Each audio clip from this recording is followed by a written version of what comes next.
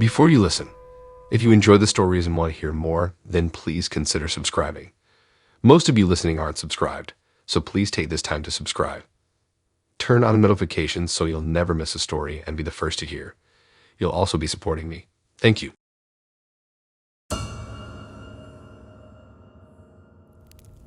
I was just a regular guy trying to sell my motorbike on Craigslist. It was a beautiful, shiny black Yamaha R6 that I'd had for a couple of years. I had some great times on that bike, but I needed the cash for other things. I put it up for sale and soon got a few inquiries, but nothing too promising. Until one day, my guy named Jim sent me a message. Jim was eager to buy the bike and asked if we could meet up the very next day. I agreed and we settled on a time and place. I couldn't help but feel excited about the prospect of finally selling the bike and moving on. Little did I know this excitement would soon turn into a horrifying experience. The day arrived and I waited for Jim in a public parking lot. It was an overcast day, with the sun struggling to break through the heavy clouds. The atmosphere was tense, but I tried not to let it bother me. After all, it was just a simple transaction, right? Finally, Jim showed up. He was a tall, lanky guy with unkempt hair and a scruffy beard. He looked like he hadn't slept in days, but maybe that was just his style. I couldn't help but feel a little on edge, but I tried to brush it off as just nerves. He checked out the bike, and everything seemed to be going well. After a thorough inspection, Jim asked if he could take the bike for a test ride. I hesitated for a moment, feeling the weight of the decision in my gut. I didn't want to be too trusting, but I also didn't want to ruin the sale by being paranoid. So I agreed to the test ride, but only if Jim handed over his driver's license as collateral. He agreed without hesitation and handed me the license. It looked real enough, and his picture matched the face in front of me. With that, Jim got on the bike and took off, leaving me standing there with his license in hand. I waited and waited and waited some more. The minutes ticked by, each one feeling heavier than the last.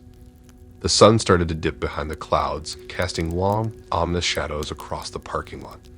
I paced back and forth, trying to remain calm, but the longer I waited, the more my anxiety grew. My stomach churned, and a cold sweat broke out across my forehead. As the wait stretched on, I realized that something was wrong. It shouldn't have taken this long for a test ride. With a sinking feeling, I looked at the driver's license again, and that's when I noticed it. The small details that just didn't add up. The font was slightly off, the texture of the card felt weird, and a holographic image didn't shimmer like it should. The license was fake. Panic set in. My heart raced and my palms were clammy. I had just let a complete stranger ride off with my precious motorbike, and I had nothing but a useless piece of plastic to show for it. I felt like a complete idiot, and I knew that I had to act fast if I wanted any chance of getting my bike back. Thankfully, I had installed a GPS tracker on the bike just a few months earlier. It was a small hidden device that I had almost forgotten about. In a frenzy, I pulled out my phone and accessed the tracking app. To my relief, the tracker was still functioning, and I could see the bike's location in real time. It was miles away from where we had met, in a sketchy part of town that I had always tried to avoid. My heart sank even further, but I knew what I had to do. I immediately called the police and explained the situation. They asked for the details of the bike, the buyer, and the location of the tracker. I provided everything, hoping that they would be able to help me. The officer on the phone told me to stay put and wait for their arrival, but I could barely contain my restlessness. As I waited, the minutes felt like hours. Every second that ticked by, I imagined the worst happening to my bike. Stripped for parts, damaged beyond repair, or simply disappearing forever. I couldn't stand it any longer, and despite the officer's instructions, I decided to drive towards the location of the tracker. As I drove through the sketchy part of town, my hands gripped the steering wheel so tightly that my knuckles turned white. I navigated the unfamiliar streets, trying to follow the signal from the tracker. My heart pounded in my chest, and every cell in my body screamed at me to turn back, but I couldn't. I had to find my bike. Finally, I arrived at an old, rundown warehouse. The tracker showed that my bike was inside. I parked my car a few streets away and walked to the warehouse, my heart pounding in my ears. The area was eerily quiet, and the only sound was the gravel crunching under my feet. The building looked abandoned, with broken windows and graffiti-covered walls. I hesitated for a moment, wondering if I should wait for the police, but the thought of my bike being destroyed or stolen was too much. I had to see it with my own eyes. I took a deep breath, steeled my nerves, and slowly pushed the rusty door open. The warehouse was dark and musty, with only a few slivers of light filtering in through the broken windows. My eyes adjusted to the darkness, and I scanned the room, my heart racing. And there in the far corner I saw it, my beloved motorbike, partially hidden behind some old crates. I rushed over to it, and as I got closer, I could see that it was still in one piece. It seemed untouched, almost as if the thief had just abandoned it there. Relief washed over me like a tidal wave. I quickly checked the bike for any signs of damage, and finding none, decided to wheel it out of the warehouse and back to my car. As I made my way out of the warehouse, I heard sirens approaching in the distance. The police had finally arrived. I met them outside, my heart still pounding, but now with a mixture of relief and gratitude. I explained what had happened and how I found the bike. The officers took down my statement and assured me that they would investigate the matter further. They told me I was lucky to have installed the tracker, as it had probably saved my bike from being lost forever. After everything had calmed down, I loaded the bike onto my car and drove back home. I couldn't believe what I had just been through. The experience had been a roller coaster of emotions, from excitement to dread to relief. It was a lesson in trust and a reminder to always be cautious when dealing with random strangers online. It was one of those nights where sleep eluded me, and I found myself aimlessly browsing Craigslist in search of a good deal on a pair of Air Jordan 1s. My sneaker obsession had escalated over the years, and the desire to own a pair of those iconic shoes was stronger than ever. However, the steep price had always deterred me. That night, though, as I scrolled through numerous listings, I came across an offer that seemed too good to be true. A brand new pair for just $300, half the usual cost. The listing included several photos showcasing the shoes from different angles. They appeared to be in pristine condition, and my excitement was palpable. Yet, a nagging feeling in the back of my mind urged caution. I spent a while examining the listing, comparing the photos to images of authentic Air Jordan 1s. Everything seemed to match up. I couldn't find any obvious signs of a scam. Still, a small voice inside me whispered doubts. Despite my apprehension, I decided to message the seller. After a brief exchange, we agreed to meet the following day at a gas station not far from my place. At night, I lay in bed, my gut churning with nervousness. I told myself I was merely being paranoid. The next day, I withdrew the $300 and made my way to the gas station. The sky was overcast, casting a gloomy, oppressive atmosphere on the deserted streets. As I leaned against my car, I scanned the area, searching for any signs of life. The gas station seemed abandoned, and the silence was deafening. I became more nervous with each passing minute, yet I tried to convince myself that I was just overreacting. Time seemed to crawl by as I waited, my mind racing with countless scenarios of how the exchange could go wrong. Finally, a battered sedan entered the parking lot, and my heart leaped into my throat. The car parked several spots away, and I observed the driver, an untidy man with a greasy beard and unkempt hair. He gestured at me, and I hesitated for a moment before cautiously approaching him, feeling the weight of the cash in my pocket. As I walked over to the man, I scrutinized his appearance and the vehicle. He didn't resemble a sneaker enthusiast or a sneakerhead, what we like to call it, and his car seemed out of place with its dark-tinted windows. I couldn't help but think that perhaps this was all a ruse, a carefully orchestrated plan to part me from my money. However, I pushed my concerns aside, desperately wanting to believe that the deal was legitimate. I greeted the man, trying to appear casual despite the restlessness gnawing at me. He responded with a terse nod, his eyes darting around the parking lot. I handed him the money, and he counted it quickly, his fingers trembling slightly. He then informed me that he fetched the shoes from the trunk. He ambled to the back of his car, my anticipation mounting, my heart pounding in my chest. I watched as he fumbled with the keys, seemingly struggling to open the trunk. My thoughts raced, and a shiver traveled down my spine. I recalled the countless stories I'd heard about sketchy Craigslist deals gone awry. I considered walking away, but the prospect of owning those Air Jordan 1s kept me rooted to the spot. The man finally opened the trunk, revealing a shoebox inside. Relief washed over me, and I chided myself for being overly paranoid. But as he reached for the box, his movements became suspiciously hurried. He glanced around nervously before suddenly slamming the trunk shut and sprinting back to the driver's seat. My mind raced, trying to process what was happening.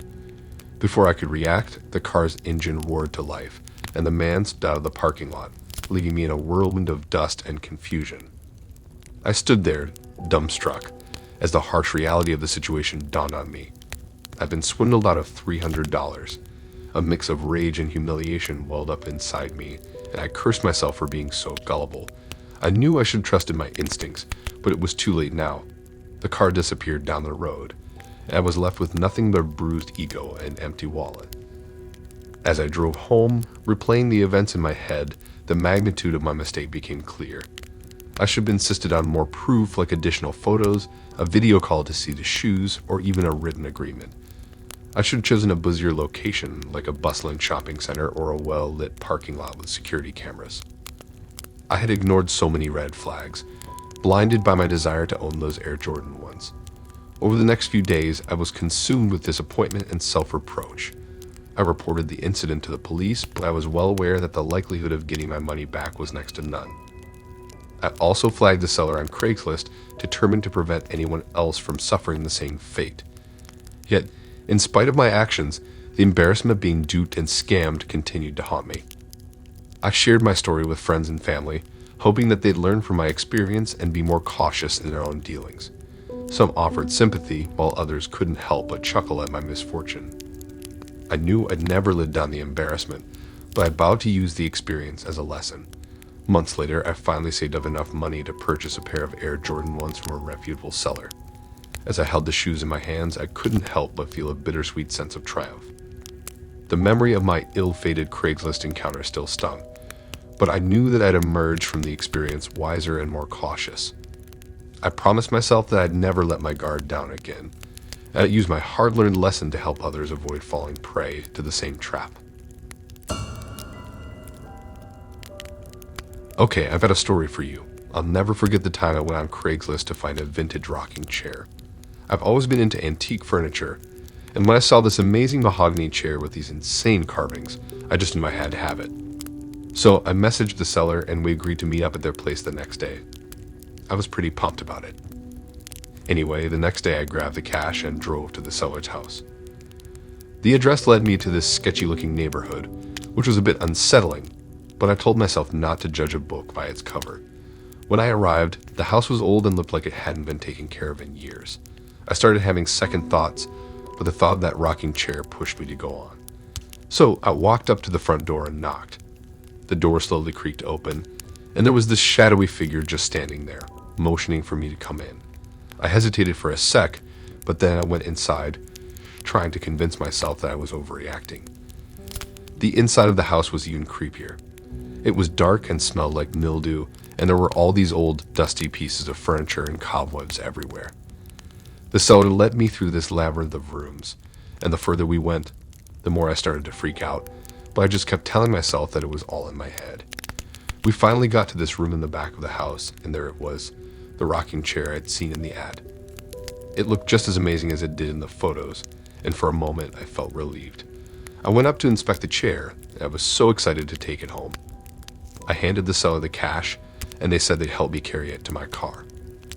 As we were heading back through the house, I noticed that a door we passed earlier that had been locked was now slightly open. I could hear these faint, desperate cries coming from inside, and I felt chills run down my spine. I glanced at the seller, who seemed to be getting more and more nervous, and my heart started pounding like crazy. I knew I had to get out of there, so I pretended that I got an emergency phone call and told the seller I had to leave right away, but I'd come back for the chair later. The seller hesitated but finally agreed. I practically sprinted out of the house, my heart pounding so hard I could hardly breathe. Once I was safe in my car, I got off to the nearest police station. I told them everything that had happened. My hands were shaking the whole time. The police acted quickly and launched an investigation. It turned out that the seller had kidnapped someone and was holding them captive in that room. I couldn't believe how close I'd come to a truly terrifying situation. The police were able to save the person being held captive, and the seller was arrested. They had a long criminal record, including theft and assault.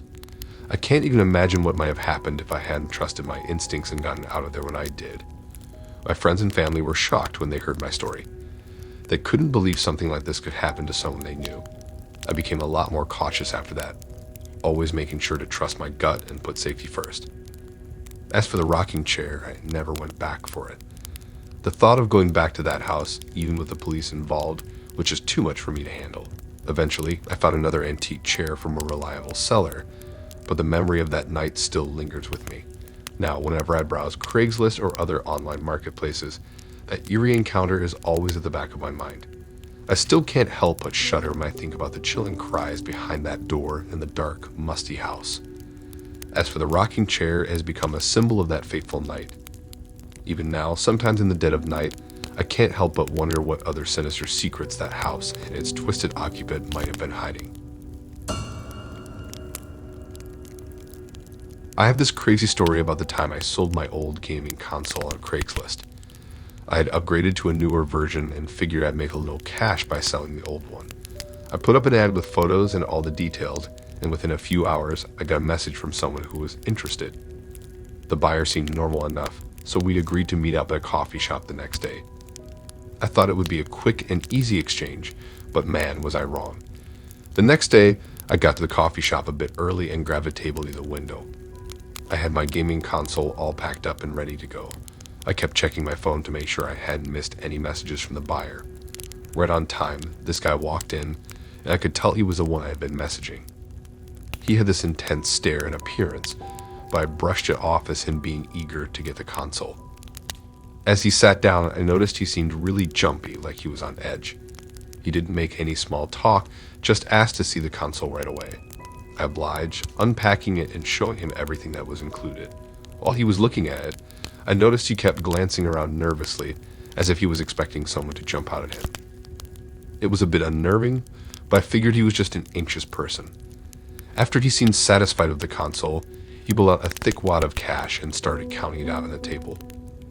He didn't even try to hide it, just plopped it down for everyone to see. It made me uncomfortable, and I could tell other people in the coffee shop were staring at us. I quickly grabbed the money, counted it, and stuffed it in my pocket.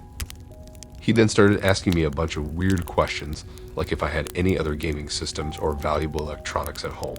I tried to brush off the questions without giving away too much information, but it was clear he was trying to pry into my personal life. The more questions he asked, the more uneasy I felt. There was something was off about this guy, but I didn't know what to do. When we finally finished the transaction, I packed up the console and handed it over to him. As he got up to leave, he gave me this chilling grin and said he hoped to do business with me again soon. I forced a smile and nodded, just wanting to put this whole thing behind me. But as I watched him walk away, I couldn't help but feel like I just made a huge mistake. Over the next few days, I kept replaying the encounter in my head, wondering if I'd given away too much information about myself. I became paranoid, constantly checking my locks and peering out my windows, half expecting to see the creepy buyer lurking outside. Then one night, I got a message from an unknown number. It was a picture of my house, taken from across the street with the message, "Nice place you got there." My heart dropped, and I felt sick to my stomach. This guy had somehow found out where I lived and was now stalking me. I didn't know what to do, so I called the police and reported the incident. The police opened an investigation and suggested I stay with a friend or family member for a few days. They also advised me to keep an eye on my online presence and be cautious about the information I shared. I took their advice and stayed with a friend for a while, terrified of what might happen next. The police eventually got in touch with me and told me that they had identified the guy from the coffee shop. It turned out he had a history of stalking and harassment, and he had targeted several other people who had sold items to him through Craigslist. They were able to apprehend him and press charges, which gave me some relief, but it didn't completely erase the fear that had taken root in my mind. During the investigation, the police discovered that he had been living in a rundown apartment filled with stolen goods and surveillance equipment. He had been monitoring his victims for months, learning their routines and gathering information about their lives. I couldn't believe how close I'd come to becoming one of his victims and how easily he had been able to infiltrate my life. My friends and family were shocked by the whole ordeal. They couldn't believe that something so terrifying had happened to someone they knew. Even now, years later, the memory of that creepy buyer and his chilling grin still haunts me. Thanks for listening in. If you like these stories and want to hear more, then please subscribe and like and support this new channel. We have more stories for you to listen to.